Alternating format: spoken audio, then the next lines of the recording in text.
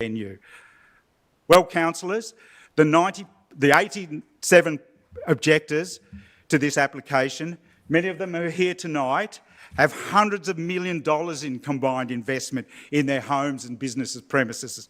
We pay our rates, we shop locally, we send our kids to the local creches and schools, and we participate in and support local organisations, including kids, sports, service clubs and charities.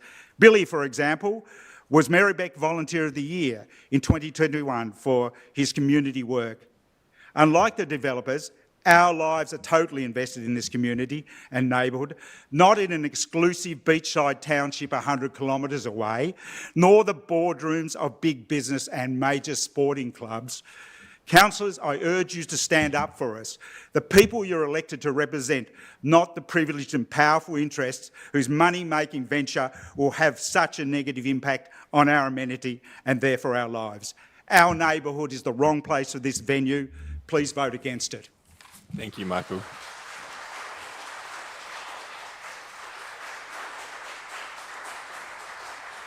So finally, we have Aina Cargley, who's also speaking on behalf of Catherine Doherty and Gail Carr. So Aina, and just letting you know, you'll have 6 minutes, as other speakers who represented multiple people have. Good evening. My name is Aynur Çağlı. I live in Castles Road, 7 Castles Road. It's only 100 meters away from the proposed venue. I share the concerns of my neighbors who expressed their concerns here tonight. Tonight, I'm speaking on behalf of Catherine Doherty, a resident of 17 Colebrook Street. Catherine can't be present tonight and has prepared this statement for me to read you. Catherine says, I share the concerns of my fellow residents in relation to the loss of amenity in our neighborhood with the proposed redevelopment of 1117 Colebrook Street as a live music venue. I too am concerned about the inappropriate nature of this development for this predominantly residential neighborhood.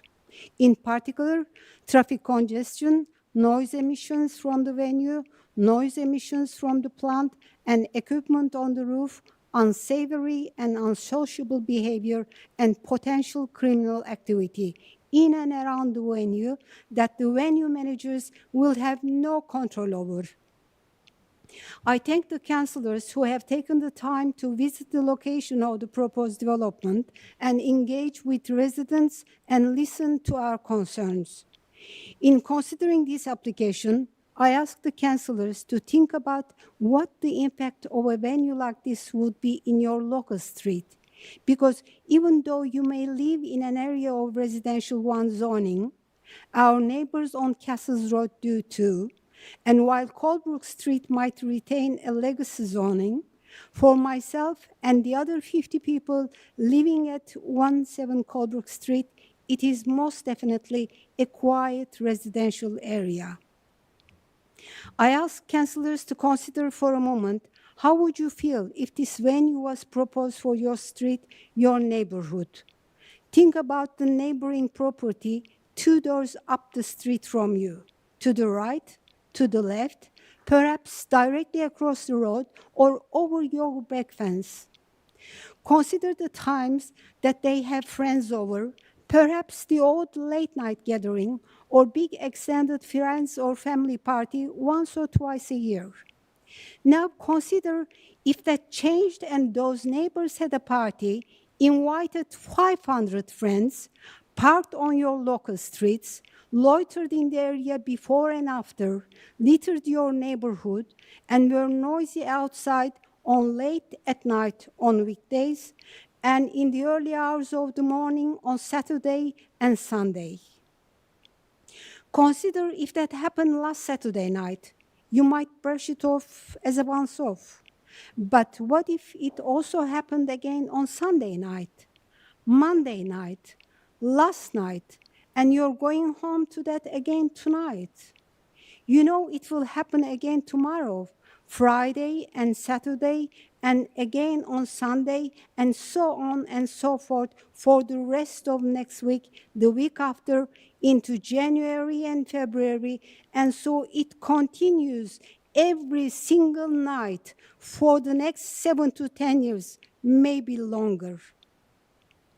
500 random people walking up to your street, your neighborhood, loitering in your area before the venue opens, coming and going at all hours, and wandering aimlessly when the venue closes, trying to get home every single night of the week.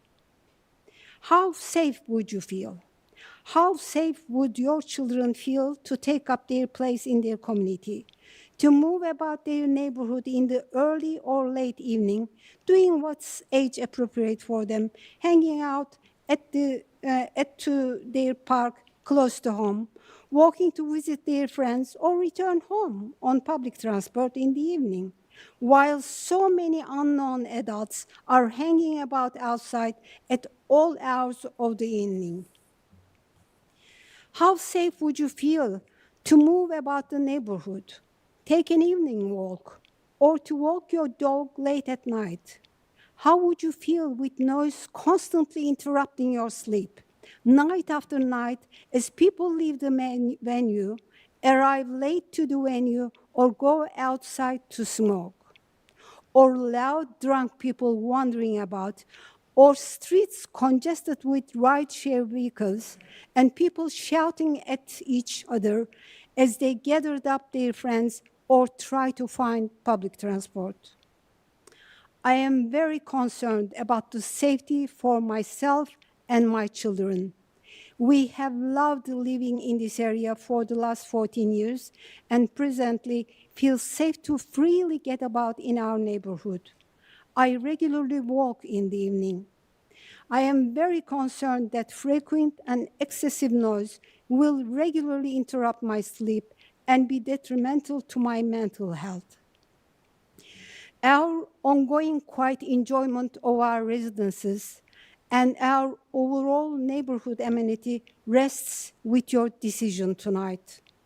This development is inappropriate for the proposed location at 1117 Colebrook Street. Please vote against this development proposal for the benefit of all residents in Colebrook Street, Castles Road, Tinning Street, Rope Walk, LaRose Street, Albion Street, Canberra Street, Murdoch Street, and Thank you, all the Aina. streets to Garnet Street, Moreland Road, Cameron Street, and Station Street. The safety and well-being of the people that you represent depends on it. Thank you, Thank Aina. you. We have one person who's indicated they wish to speak in support of the application. Dan McKenna from Nightingale Housing. Dan, are you here?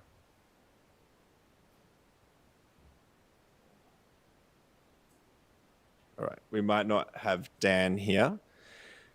I'll now call upon the permit applicant or a representative of the permit applicant to make a submission. So we have Phil Gleeson from Urbis.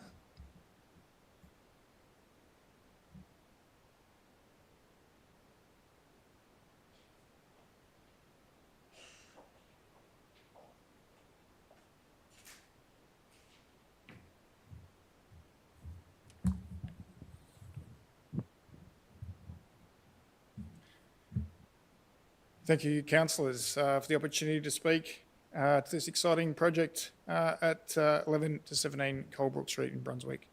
My name is Phil Gleeson and I'm a director at Urbis, and I'm speaking on behalf of the proponent, the Americana Group Holdings.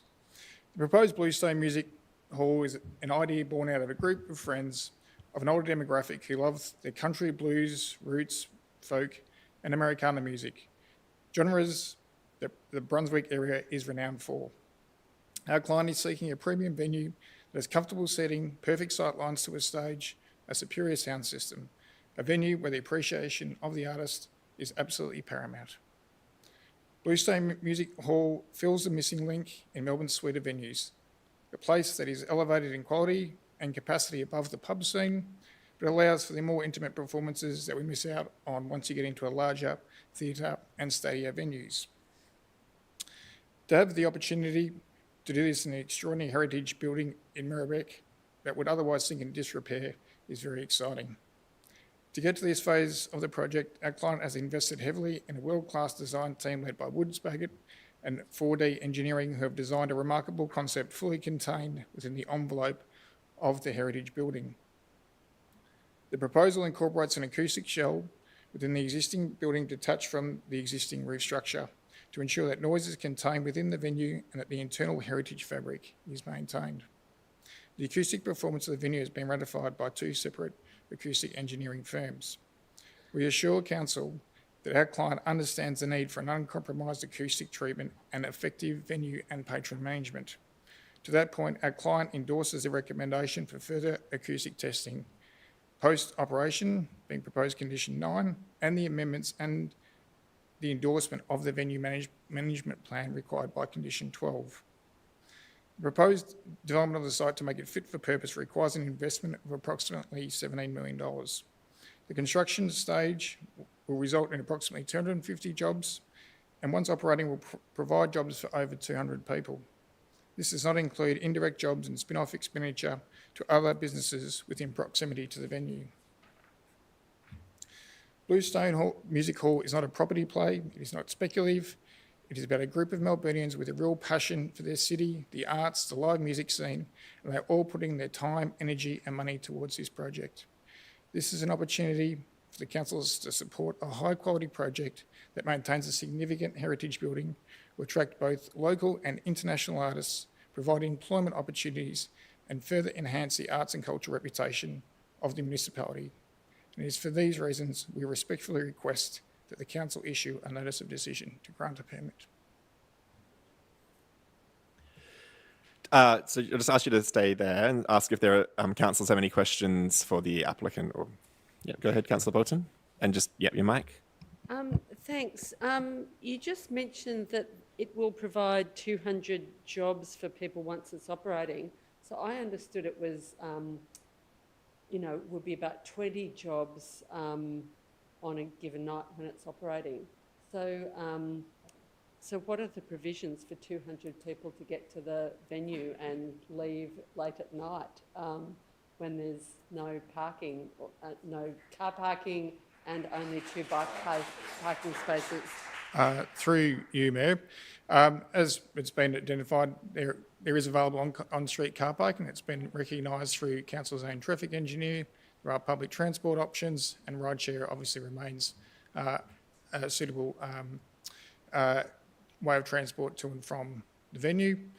In terms of the 200 jobs that have been created, the 25 is only 25 on one particular evening. They're not going to be working every single night of the week, those 25 staff members. And there's not going to be 200 staff members working every single night? No. Yeah. Okay, are there other questions from councillors? Yes, go ahead, Councillor Hart.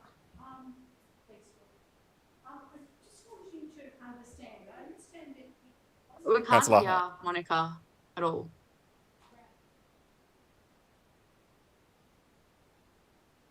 My questions are in relation to the foyer, because I understand the plan is that there'll be patrons, the number of patrons in the foyer at any one time will be limited, as I understand it. That's under the conditions. That's 252. Am I right with that?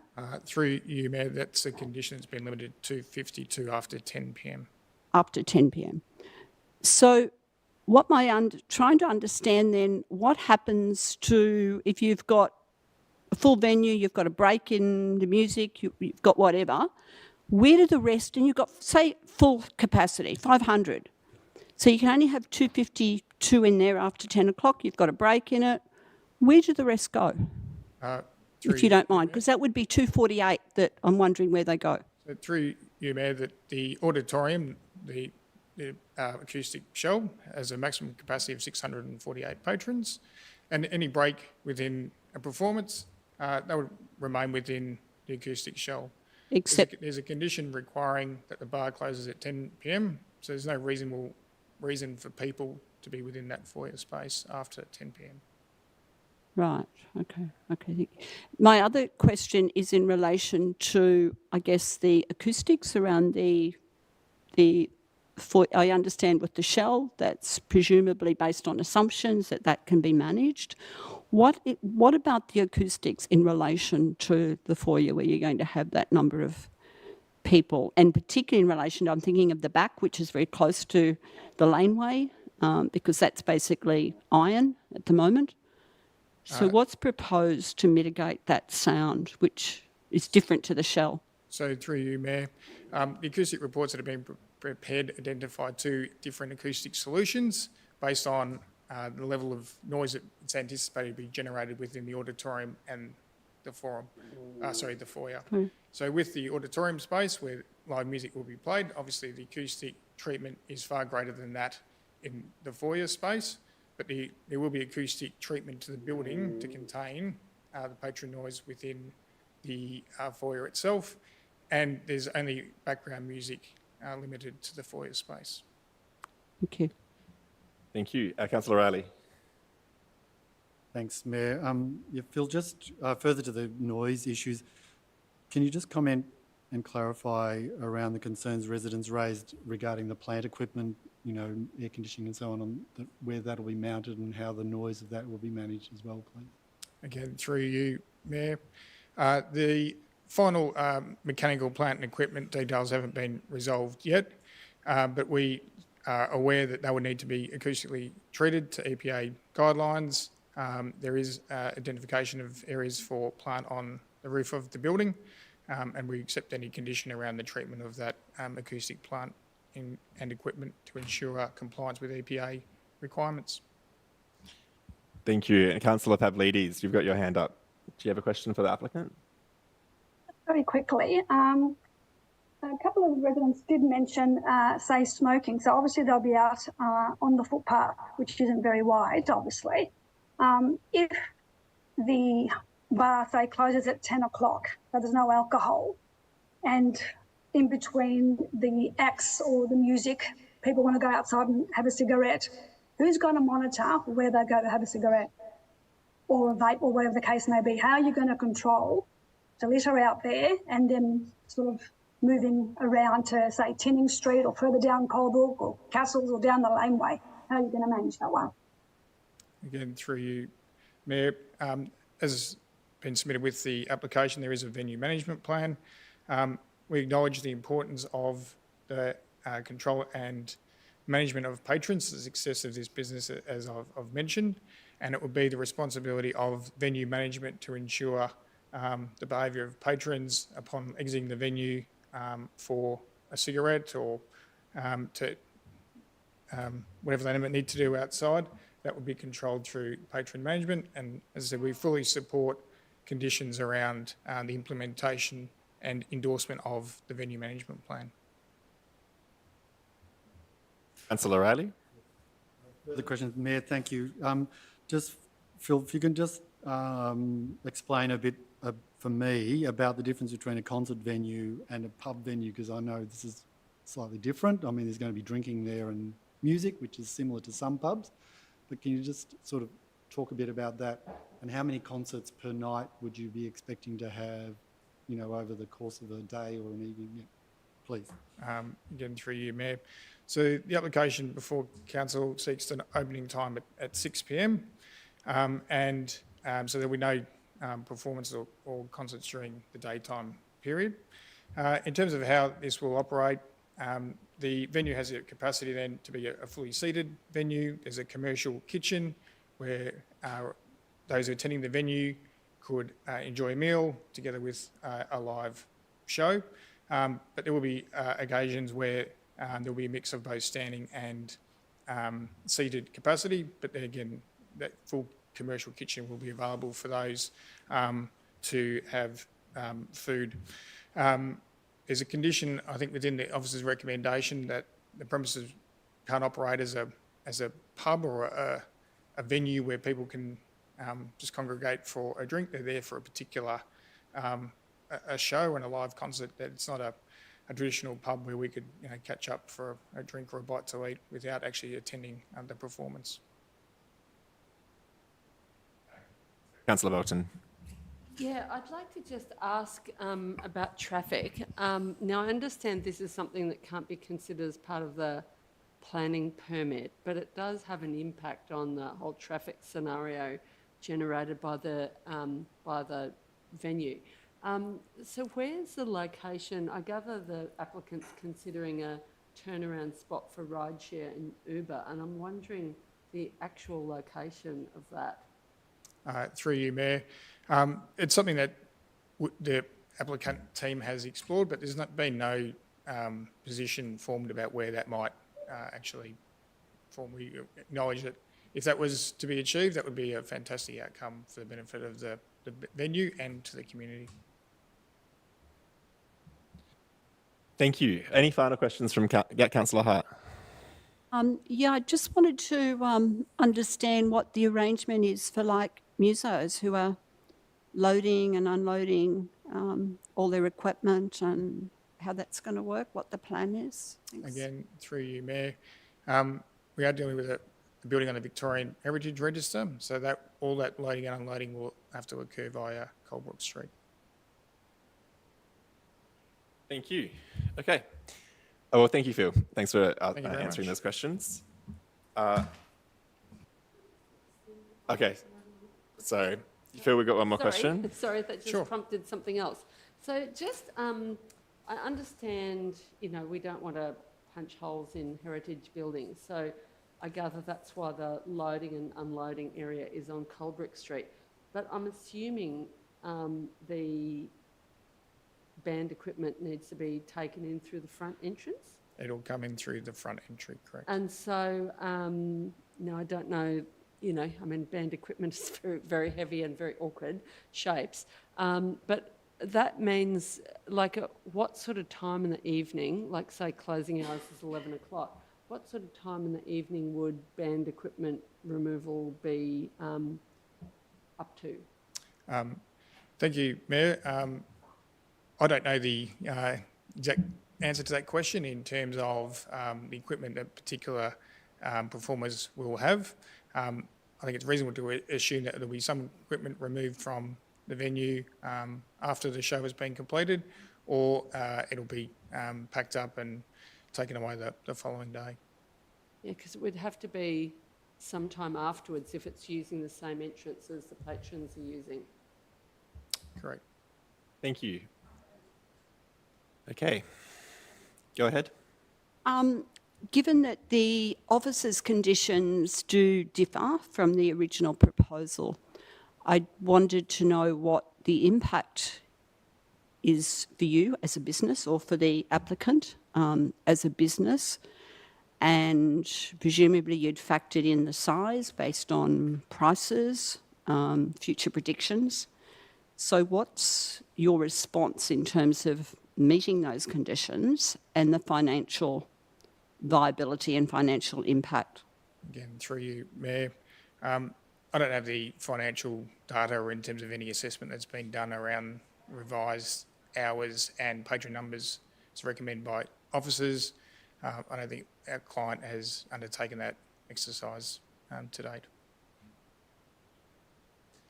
Thank you. Thank you, Phil. All right. Okay. So we have Councillor Riley on his feet. Yeah, go ahead. I'd like to move the officer recommendation as in the report, thanks. Okay. So Councillor, Seconder? yeah. So Councillor Riley's moving the officer recommendation in the report. Do we have a seconder for that motion? Councillor Conlon. Okay. So Councillor Riley. Thanks, Mayor. You know, I do this with some reticence, of course, because I've heard all of you for the last 90 minutes or so, and I really want to thank you for those presentations. I want to thank all the residents for their emails, their texts and phone calls. It's been quite extensive.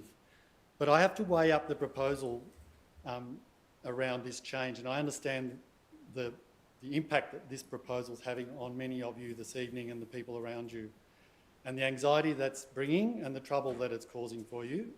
I hear the passion in that with people. So, you know, there is a bit of reticence in me in standing here because I know I will hear from you later, depending on the way the vote goes. But I also know what's coming because there's also a proposal to reject this. If it's rejected, it needs to be rejected on really solid grounds in order that you go to VCAT, you go to VCAT and you're going to win it on good solid grounds. So I've been doing this job for 7 years. I wouldn't do this lightly, and I am very concerned about the impact it's going to have on you. And also, I need to think about the impact it's having on the rights of the owner of the industrial land that's being proposed tonight. So we have to weigh up the residential rights for Cassell and Tinning and all those other streets that Anna, I may have her name wrong, but one of the last speakers named all those streets. We also have to think about the rights of all those owners of the land in Colebrook Street. And I didn't hear a lot of solutions being proposed tonight. That's what we ask. Well, we ask you as part of our thing is to come up with solutions about how we can sort of meet the competing things. So as a council, I have to weigh up the competition between these two things. The industrial zone didn't just happen overnight. It's been there for a long time. The irony of this is that the people at 1 to 7, Colebrook, are residents living on an industrial zone, and that's causing a lot of angst as well. So let me finish, please. I'd really like to just talk, thanks, if you would. The arts and music are industries. They have a right to actually expand, and we as a city try and support that. And it's been under threat through COVID and through a lot of expensive land acquisitions and upgrades that are really moving a lot of artists and musicians out of our city. The planning rules can be very misleading and troubling. I've heard a lot of scepticism about that tonight. But the type of venue that we're talking about tonight is not a bar or a pub. The parking issues that many people have raised, while I hear those, I hear them on just about every planning application, many of those things can be addressed by putting permit rights for the long-term residents in houses, not so much for the people in multi-use. But you can start to do that today. You don't have to wait for this application to go through if you've got parking problems in terms of being able to park your own cars outside or near your houses. The zero parking is an irony because what it does is it means it's forcing any patrons that would come to this, if it's approved, to come by public transport, taxis, rideshare, walking, riding, and all those means. So it's a bit of a strange thing to have to try and work out how that's going to work. That's why there's a lot of guessing and a lot of reports that don't really have a conclusive answer to that. The big thing for me is that this proposal actually talks about soundproofing. They're building a whole sort of nest inside it, and the treatment is very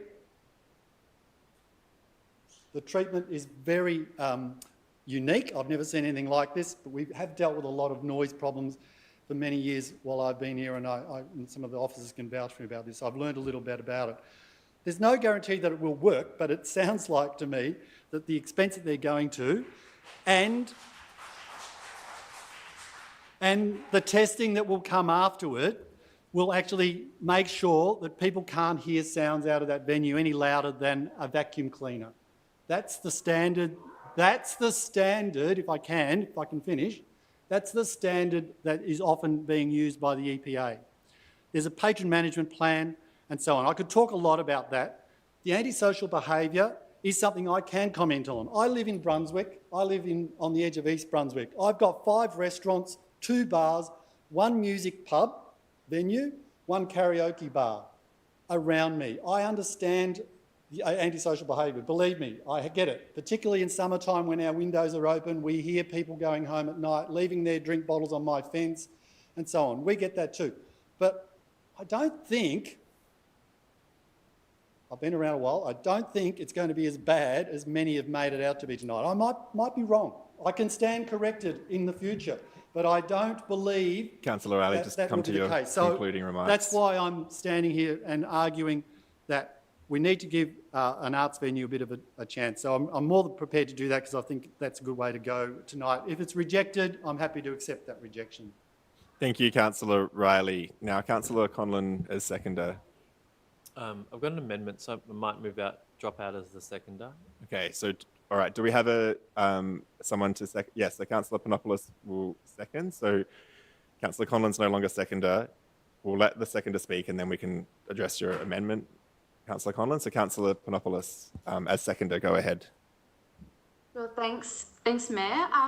So I'd like to second this motion and again, as Councillor Riley did, begin by thanking the residents who've taken the time not just to come in this evening, but for all of your emails and for meeting up a few weeks ago. This is something I think that I've thought about quite long and hard, and I've really taken into consideration everything that's been put to me. And on balance, I do think that this is an acceptable proposal with the conditions that council officers have put forward in the planning permit. And so I suppose like the way that things, work in a suburban to suburban council is that there's going to be development and change happening, and it's inevitable when we're in this sort of environment. And when, the site is within that industrial zone, we're going to be getting a variety of different kinds of proposals. So it may have been a housing proposal, it may have been some other light industrial, or like what we've got here, the music hall. Now, this is where, on those sensitive interfaces, because there's no denying that it is sensitive, that's where the planning principle called the agent of change comes in. And it basically says that you have to work to protect the people or the businesses that are already in the area. Now, this doesn't mean that you reject any outright proposal or you knock back anything, but it says that you have to take extra care because of the people that were there first. And I think that the conditions that officers have provided in the planning permit adequately do this. The recommendations to limit the opening hours till 11 p.m. Sunday to Thursday and 1 a.m. on Friday to Saturday. Oh, sorry, that is the recommendation, until 1 a.m. on Friday and Saturday. And that's been brought down from the 1 a.m. 7 days a week. The proposals to dramatically cut down the number of patrons, basically halving the number of people within that foyer area. The electronic signage is to be removed. And there's all of these venue management plan and the noise protocols as well as cutting off of when liquor will be served in the foyer bar. So I think that these do go some way to addressing some of the really valid concerns that have been raised. We at council really want to promote live music and local musicians and creatives, and we know that more and more are being priced out of this community in terms of performance spaces. And so there's a good strategic policy to guide supporting this sort of decision. Just to touch on some of what people have said this evening, like, to be clear, this isn't a nightclub. Nightclubs are open until like 3 or 5 in the morning. They don't have seating or tables. You can't like get a sit down dinner. And they're not set up in this like box in a box design, which is similar to the Melbourne Recital Centre. It's quite different. They don't have like the same level of sound treatment that we've got here, or that strict ticket entry. So I think it is distinguishable once we get into the detail of what the report outlines. So I just want to acknowledge, last sentence, I just want to acknowledge and thank everybody for coming in. This has been a bit of a difficult decision, but I think on balance, the conditions imposed by officers or proposed do go towards addressing those resident concerns. Thank you, Councillor. Are there any councillors wishing to speak against this motion? Yeah, Councillor Bolton. I've thought a lot about this particular development, and I can't see any way to amend it to make it acceptable. This, this is a situation where, I support live music. Lots of people support live music, but where should it be located? This is right in smack bang. There's just a little narrow laneway between this venue and, around 22 dwellings in the next door development.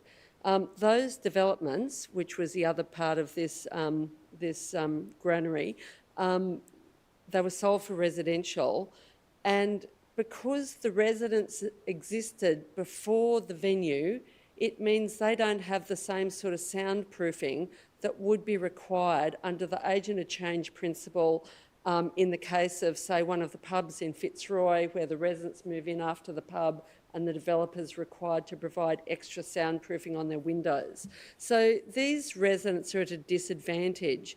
And even if the acoustic plans internally work perfectly, 500 or even 300 people leaving a venue at once was actually, in my view, is more disruptive than just people coming into a pub in dribs and drabs through the evening.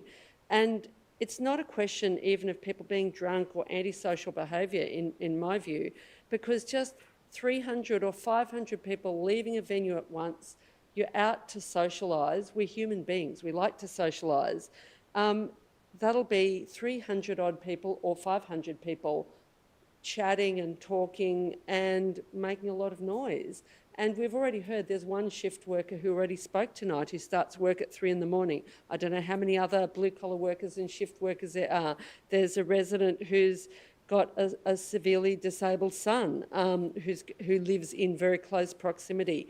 I support the age at a change principle as a way of protecting live music venues, but also to protect residents where a venue is just plonked right in the middle without any thought for the amenity. There hasn't even been any amenity thought about for the staff, let alone the residents.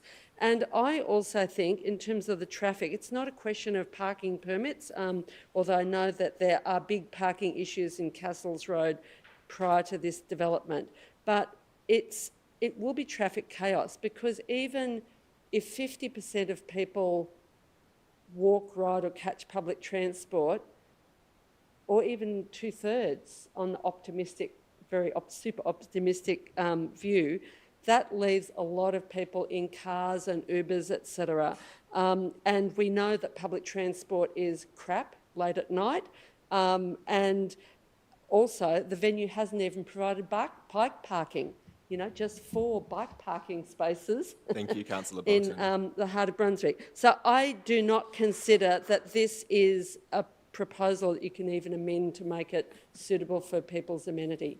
Thank you, Councillor Bolton. Okay, do we have any speakers in favour of the motion? I'd like to move an amendment. Okay. What is your amendment? It is to have make sure that there's an additional security guard that stands at the laneway fronting Colebrook Street for at least 1 hour after the closing time each night, as a way to ensure that the patrons don't exit the venue via the laneways. Happy to accept that. Okay, so it's 12D in the amendment. Yeah, okay. We might just make sure we've got it on screen so people following along at home are aware. So that's the 12D. So it's acceptable to the mover. Councillor Panopoulos as a seconder, 12D. Give me 1 second to double read Yeah, that. sure. Could you highlight it? Yeah. Yeah, that's acceptable to me too. Okay, great. All right, so that being acceptable by both the mover and seconder has now become part of the substantive motion. So do you wish to speak to the substantive? Yeah. Okay. So yeah, this has also been an application that's been very challenging, and I have been on the fence about it for a long time.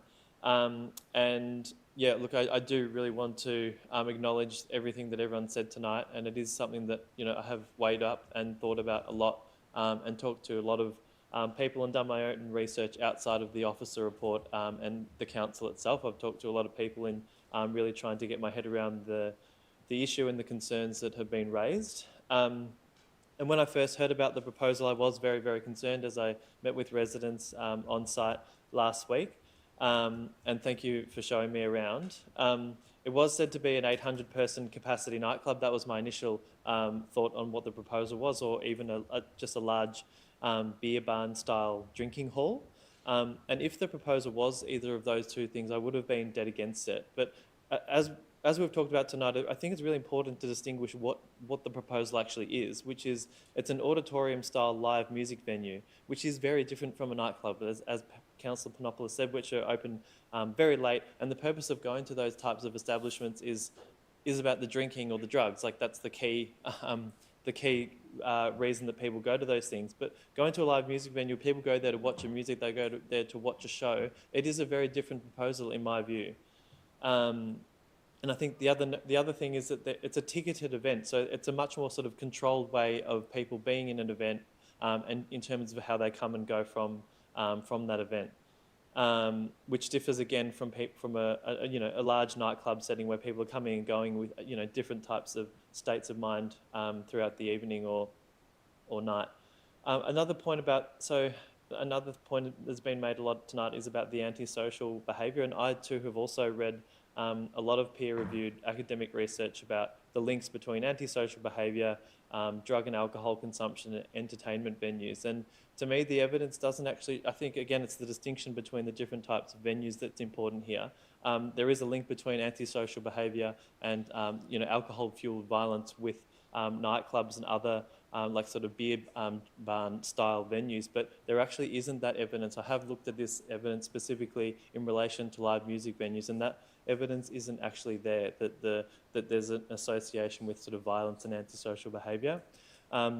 It's already been touched on again about the design. The design of the premises does seem to me, I've talked to a lot of people about this, the shell in a shell design is different, and it's used by the Melbourne Recital Centre, and the Melbourne Recital Centre is designed to hear a pin drop. It's designed to keep the noise of the city out of the recital centre, and it's the same design precedent, the shell in a shell.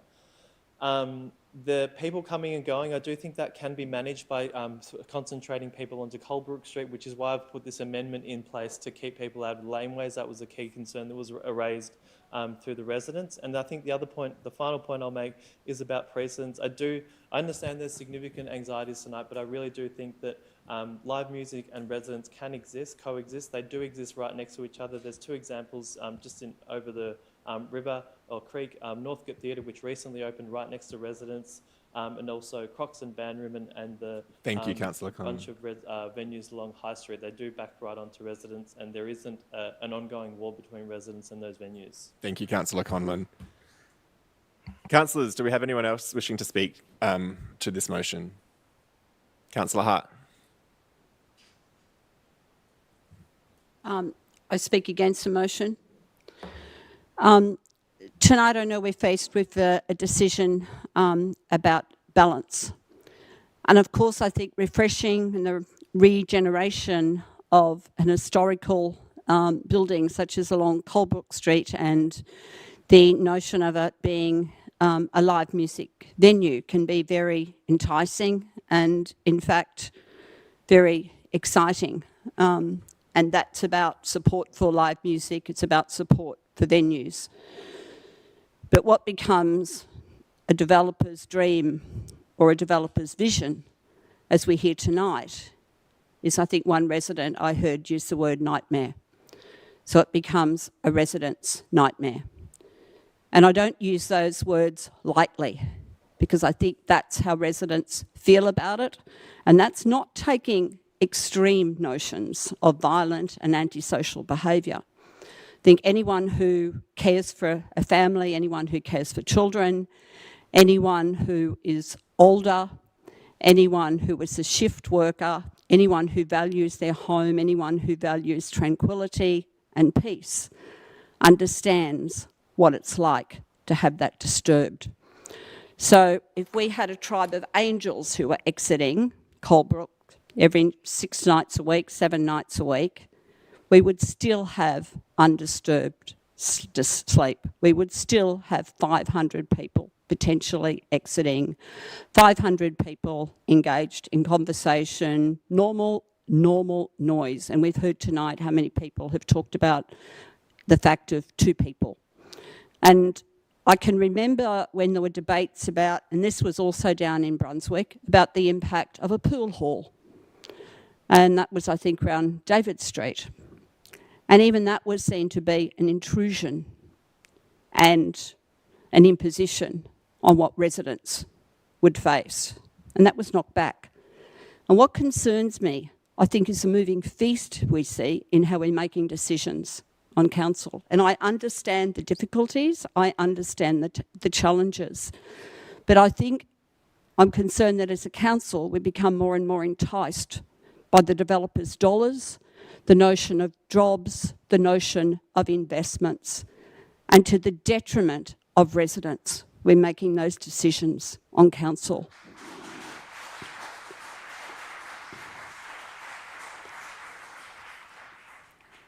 I'm not going to repeat some of the issues that Councillor Bolton made because I endorse them.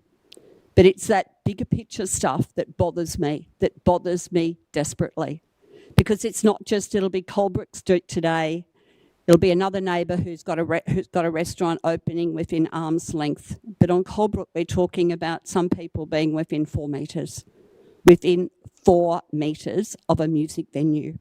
That would have been untenable at one time that we would even think about Councillor that. Hart, if you could conclude. Yes, I will conclude, because I'm sure that if a venue doesn't go ahead in one place, there will be lots of other appropriate music venues that will become available and will become accessible and will Thank you, become Councillor Hart. available for a developer. It is not appropriate for Colebrook Street.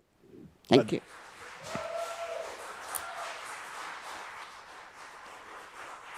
Are there any other councillors that wish to speak to this motion? Yeah, Councillor Pavlidis. Thank you, and through you, Mayor. Firstly, thank you to Councillor Bolton and Councillor Hart. You basically said everything I wanted to say, which I won't because knowing the time. But I also want to thank all the residents who took the time to attend and voice your concerns here tonight, and for meeting with me and to show me around the site. I was going to attempt to speak on the various issues that have been raised, such as the parking, the noise, the amenity, public transport, antisocial behaviour, etc., etc., etc. However, I realised that what I was going to say will not even come close to the detail that has been provided here tonight by the residents. The analysis of the venue management plan and the acoustic report made me tear up my notes. As did hearing about the amenity and the health and wellbeing impacts of the residents. Now, I note the report states that off-site amenity can be managed. I seriously don't believe that is the case. I'm also glad that Garong Park was mentioned, as based on the venue management plan, the park, which is about 200 metres away from the venue, does not fall within the radius proposed to be monitored. The way I see it, patrons will attend the venue. Some may do so regularly, and that's perfectly fine. Once the event is finished, they leave and they go home. There will be noise, undoubtedly. From the patrons, from the traffic, etc., etc. The difference is, though, the patrons leave, they go home. The residents don't. They have to put up with this every single night. They've got nowhere to go. Councillor Riley suggested there are options to limit the use of parking. I believe he's referring to the residential parking permits, which residents will need to pay for annually, and that's provided you are eligible to get one in the first place. Now, I'm not opposed to the development of music venues. I attend them. I just don't believe this is the appropriate place or the location for it. So I will not be supporting this application here. Thank you, Councillor Pavlidis. I'll now speak in favour of this motion. I just wanted to pull up a comment from a councillor earlier suggesting that council might be wanting developers' dollars. I didn't think that was really appropriate. As far as I'm aware, there's been no dollars that have changed hands, nor should there be. But look, I wanted to actually start by thanking residents who've taken the time to share their concerns, as well as those who've taken their time to share their support for this proposal. Thank you to those who took the time to meet last week and show me around the area and tell me about your concerns. I can understand that the concerns and fears you have, but I do believe this is a live music venue, not a nightclub. I think we've had that kind of emphasised tonight. Nightclubs don't have full kitchens, they don't have tables to sit around, they don't have a stage like that. So this is a live music venue, not a nightclub. It also has an innovative design, like the Melbourne Recital Centre of the shell within a shell. This is an industrial zone. Yes, it abuts the residential zone, so I understand it is a difficult area, sensitive area, but industrial zones are meant to host jobs and other activities. And as it's a live music venue, I don't believe most people will drive. I know some people will. But I wanted to address, I think there's been concerns from residents that some of the parking is going to be converted into a ride share drop-off zone.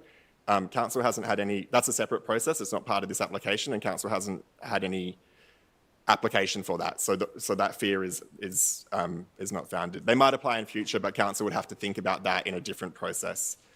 And they would analyse the amount of parking available before making any decision. In planning, we councillors have to play a particular role. We can't just make decisions based on our gut feel. We have to look at the laws set out by the state government and apply those. That's what we're doing here. But also, more broadly, this is a live music venue. This is Brunswick. We are such a creative city full of musicians and songwriters and artists. And if a live music venue can't be held in Brunswick, where would it be? I believe that with the conditions added by council officers, reducing the opening hours and the number of people attending, that it'll improve the overall outcome for residents. But given the limitations of our decision making, but also my want to support a live music venue in Brunswick, I'll be supporting this. So that's all I'll say. So now that all councillors have spoken, we might go to the right of reply to Councillor Riley. Thanks. Yeah, just briefly, thanks, Mayor. I do, acknowledge the difficulty of this. If this succeeds tonight, I fully expect that there will be residents that wish to take it to VCAT. And if that's the case, I wish you well if it does pass tonight and you do that. And I do hope that if you do that, you are able to add better conditions to it. The thing is, what are you going to get there if you don't get a music venue? And what we've been hearing tonight is we need to be supporting the arts. Can we have this is a democracy. I'd like to finish what I've got to say so you can... Just if members of the gallery could just... Have a go at me later or whatever, but let me finish, please. So it is difficult. I'm not happy about having to do this. However, I do live 7 nights a week around similar activity centre. Now, if councillors like to suggest that I'm receiving money from developers, the developer rang me. Yes, the developer asked... I spoke to them. I spoke to you people as well. I also was invited to a meeting on Saturday morning, which I didn't go to check the venue out. I've never met the developer, and to suggest that I find quite offensive. The biggest issue for me on this development is the arriving and the departure of 500 people.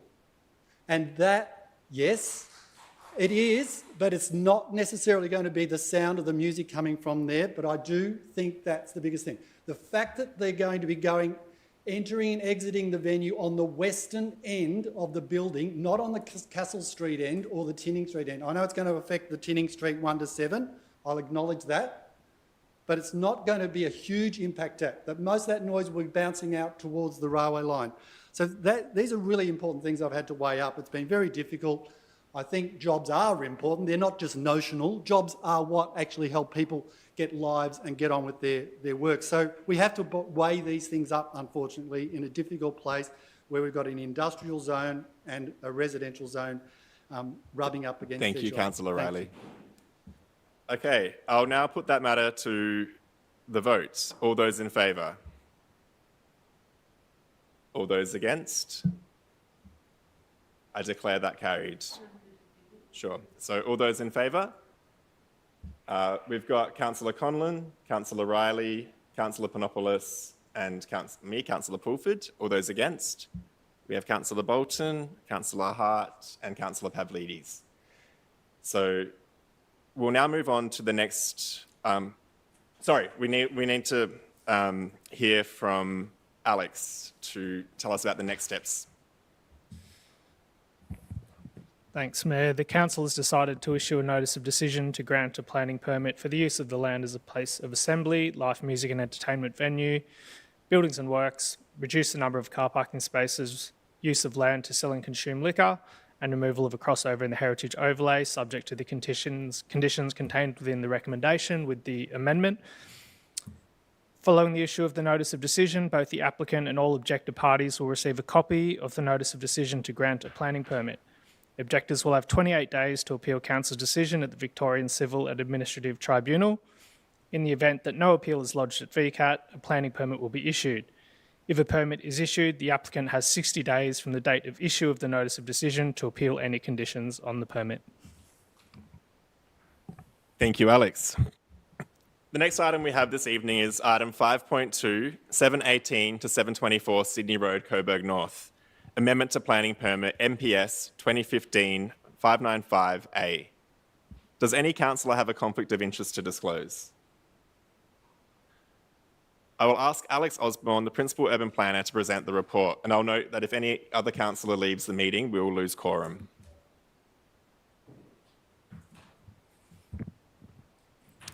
Thank you, Mayor. An application for amended planning permit at 718 to 724 Sydney Road, Coburg North has been lodged directly to Victorian Civil and Administrative Tribunal. The proposed amendment is for design and layout changes to increase dwelling yield and height, to decrease commercial floor area and car parking, and to increase... There we go. And to increase bike parking. The site is located on the eastern side of Sydney Road and is currently vacant. West of the site opposite Sydney Road are residential properties. North of the site is a motor inn. South of the site are commercial and industrial properties, and east of the site is Coburg Lake Reserve. The site is located within the activity centre zone and has several overlays, including the environmental significance overlay and erosion management overlay. The site is also located within the Coburg Activity Centre and the principal public transport network. The planning scheme contemplates significant housing growth for this location. The proposal includes an increase in dwellings from 122 to 147, an increase in height between 1 metres at the Sydney Road interface and 2.2 metres closer to Coburg Reserve, a reduction in car parking of 51 spaces, an increase in bike parking to a total of 185 spaces, a decrease in commercial floor space, and the public link through the site is retained and improved with seating and landscaping. Notification of the application was undertaken in accordance with the VCAT order to all the properties shown on your screen right now. No statement of grounds have been received. The key considerations for the amendment were building height, car parking, affordable housing, the public link to Coburg Reserve, and the materials. It is recommended that Council's submission to the Victorian Civil and Administrative Tribunal be one that an amended planning permit be issued, subject to the conditions which seek to improve the materiality, increase commercial floor space, and retention of the loading bay shown on the plans.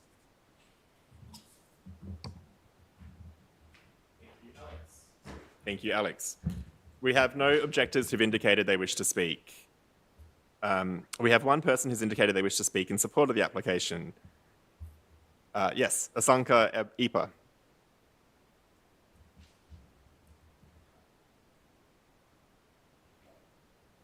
Asanka, you have 3 minutes. Thanks. So I'm a Coburg North resident. I'm also a member of YIMBY Melbourne, stands for Yes in My Backyard, and we support housing basically. And I must say I'm positively delighted today to be able to actually support a big social and affordable housing development in my backyard, in my own suburb. So this is 147 social and affordable dwellings we're talking about. A lower number has already been approved, but this would result in even more social and affordable housing. And we'd get additional benefits like public access to Coburg Lake from Sydney Road, and also more retention of vegetation, I believe. So I won't take long. It's just that I personally support this. There's support from the community for more housing. I don't believe there are any objections received to this. I think it speaks to how supportive we are in Merri-bek of more social and affordable housing. And I fully encourage Council to support and endorse this high-quality development at VCAT. And I hope very much that it passes. Thanks. Thanks, Asanka. I will now call upon the permanent applicant or representative to make a submission. Michael Dunn from Metropole Planning.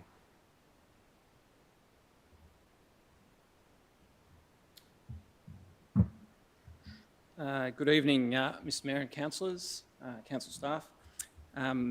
We commend the officer's report to you. We think it's a balanced assessment of the proposal. The report is based upon plans that we've worked with council staff to refine, and it's taken on board comments from the Planning Department, ESD, Landscape, Urban Design and the Development Engineering Department to make improvements upon the original application. So the redesign of this building from what was approved previously by originally the 2017 permit amended to in 2020. This is a redesign to significantly improve upon the internal amenity of the apartments. It's bringing them up to current contemporary standards with the better apartment design standard requirements, particularly with respect to internal amenity, daylight access and the like. The changes to the design in terms of the external envelope are very much marginal. There's a 2 metre increase in height at the rear and a 1 metre increase in height at the front.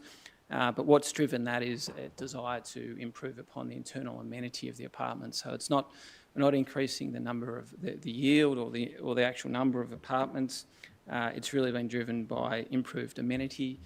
The existing approval also features ground floor commercial tenancies which are partially subterranean. They're actually a metre below Sydney Road level, which is obviously not a good approach in terms of accessibility and urban design. So that issue is sought to be resolved through this amendment as well. We're obviously in a housing crisis, and 147 social and affordable housing dwellings, I think, it would be a fantastic outcome for this site. I think you'd be sufficiently familiar with the site. It's an amazing site. It's right on the Merri Creek. It has the parklands at its doorstep, and so it'll be a great place to live in terms of access to services, public transport and the like. Our client is amenable to a permit condition which locks in social and affordable housing. The actual details and type of product that will be delivered is yet to be determined. That would have to be worked through with a community housing provider. So we commend the officer's report to you. We note that there's been no objections and there's very much a net community benefit associated with this project, not only insofar as social and affordable housing, but there's a walkway and connections through to the park that will benefit the broader community as well. Thank you. Thank you, Michael. Yeah, questions for Michael? Go ahead, Councillor Just Lawson. one question. I'm wondering what percentage of the dwellings will be affordable and social housing covered under the Section 173 agreement? Thank you. Through you, Mr Mayor, 100%, the entire, yes, the whole, every apartment. Yes. And, sorry, I have a question for you. Yep. What definition of affordable housing are you using? Well, the permit condition that we've put forward that the council has, council staff I think have reviewed is as per the definitions in the legislation. Okay. So, but the exact cohort and product that will be delivered it needs to be worked through with a community housing provider. So there's no community housing provider locked in as yet, but there's obviously multiple future rounds of state and Commonwealth funding that will be available, and we think the project will be seen as having extremely strong merits to obtain some funding. Okay. Councillor Conlon? Doesn't the permit condition specify the cohorts as low income and moderate income? I'd have to have a look at the wording of the condition. Yeah, It does. Yep. So they are specified, but you're saying that you're going to negotiate differently. No, what I'm saying is in terms of whether it's over a certain age group, for example, or whether it's women that have been subject to violence, whatever it might be, the actual cohort that occupies this will have to be worked through with a community housing provider. Yep. Councillor Hart? Oh, sorry, just before you do, we're now over our 3 hours, so we need an extension of time. So Councillor Riley to move that we extend the meeting time by 30 minutes. Councillor Conlon to second that. All those in favour? Yeah. Okay, that's carried. Sorry, go ahead, Councillor Hart. Yeah, just to clarify, just out of interest, are you looking at the social provider then managing the affordable housing? I'm just, because obviously you haven't worked out the percentages of social housing versus affordable housing. Is that? That's right. So But are you looking at the one provider manage? I would expect so, but we can't commit to anything right now because the issue, it's a bit of a chicken and the egg situation, I guess, until the funding has been obtained through state or Commonwealth rounds of funding. We can't commit to a particular model, but I think that in all likelihood it would be one provider. Yeah. So what we don't know at the moment is the percentage that will be social housing versus the percentage that would be affordable. Is that some understanding? Yes, that? yeah, that'd be correct. Yes. Okay. It's all going to be affordable, just whether there's any that's social. Yeah. I'm just just interested in that. Yeah. Thank you. Are there any further questions from Michael? Okay.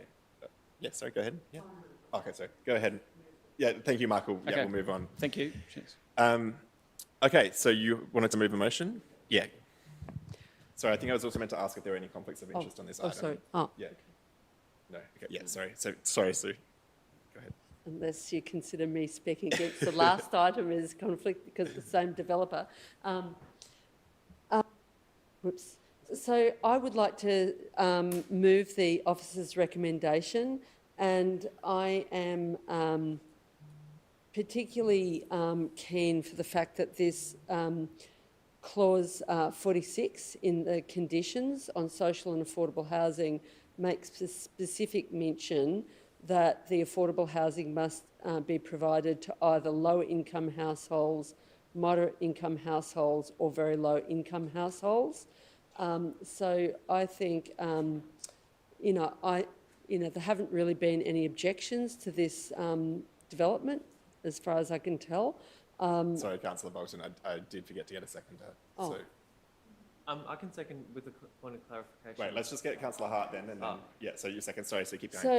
So I think it is, very, it would be good to know the percentages of social versus affordable housing, and as, I'm always, a bit sceptical about housing associations, but I think it is important. There are very few of these developments that talk about affordable and social housing that actually do target people on low and very low incomes. So I think, I support this application as a, contribution towards, having some lower cost housing for, it's only a drop in the ocean, but it will be of assistance to some people. So I support the development. Can I just ask a question on the motion? Yeah, go ahead. So, does your alternative motion include my condition about retaining? Councillor Bolton's moved the officer rec. So if you want to move... With a condition, didn't you have an amendment that you moved? I don't... I raised the question of in perpetuity, of changing the 50 I didn't see a years response to until in perpetuity, but I sort of felt after receiving advice from the council planners that that probably wouldn't stick because it can't be made. It can't be made a compulsory thing under the planning. All right, councillors, I'm just going to make it more formal now. So thank you, Councillor Bolton. Councillor Hart is the second. If you want to move an amendment, Councillor Conlon, you can. Councillor Hart, if you would like to speak to the motion. I'll reserve it. Okay. Can the seconder reserve their right? They can? Okay, you can. Good. All right, do we have any speakers or amendments? Yeah, I have an amendment. It's the amendment that I circulated earlier. I think Philip, it's about retaining more of the trees that are on the Merri Creek side of the site. I'm happy to accept that. Yeah. So we'll just make sure we get it on screen for councillors at home and anyone else following. You've got it? Great. And, okay. So we'll just make sure it's the amendment that you're wanting.